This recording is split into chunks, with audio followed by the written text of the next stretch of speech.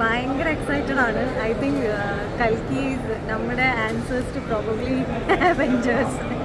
അതായത് ഭയങ്കര goose ബംപ്സ് moments ഒരുപാടുണ്ട്. മസ്റ്റ് വാച്ച് തിയേറ്റർ എക്സ്പീരിയൻസ് ആണ്. വെരി പ്രൗഡ് ഓഫ് അന്ന. നമ്മുടെ ഇൻഡസ്ട്രിയിലുള്ള ഒരുപാട് പേരെ കാണാൻ പറ്റിയതിൽ സന്തോഷം. എനിക്ക് ശോഭന മാം ഇവരൊക്കെ കാണാൻ പറ്റിയതിൽ ഭയങ്കര സന്തോഷം. Second half specially last half an hour absolutely worth it. I think nobody should miss this film in theatres. Still ആ ഒരു സ്പേസിൽ നിൽക്കുകയാണ്. ഭയങ്കര കൺവിൻസിംഗ് ആയ രീതിയിൽ ആ യുഗങ്ങളുടെ ട്രാൻസ്ഫോർമേഷനൊക്കെ അവർ കാണിച്ചിട്ടുണ്ട്. It's a very believable narrative. ആ സിനിമാറ്റിക് യൂണിവേഴ്സ് അവർ ക്രിയേറ്റ് ചെയ്തത് ബിയോണ്ട് ബ്രില്യൻ്റ് ആണ്.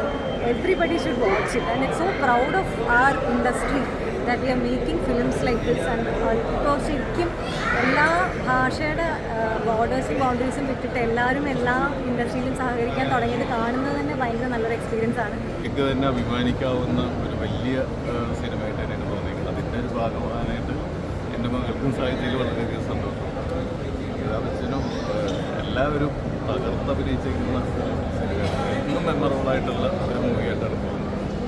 വളരെ സന്തോഷമുണ്ട്.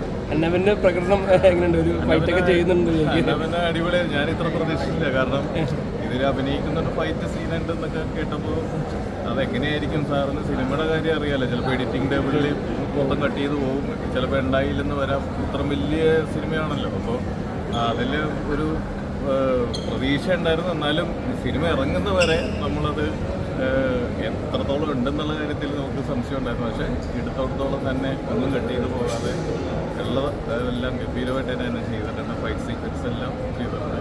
ആ സമയത്തൊക്കെ ചെറിയ പരിക്കുകളെല്ലാം പറ്റിയിരുന്നു. എന്നാലും അങ്ങനെയൊക്കെ കാര്യമാക്കാതെ തന്നെ പുള്ളിക്കാരി അത് ഗംഭീരമായിട്ട് ചെയ്തു. വളരെയധികം സന്തോഷമുണ്ട്.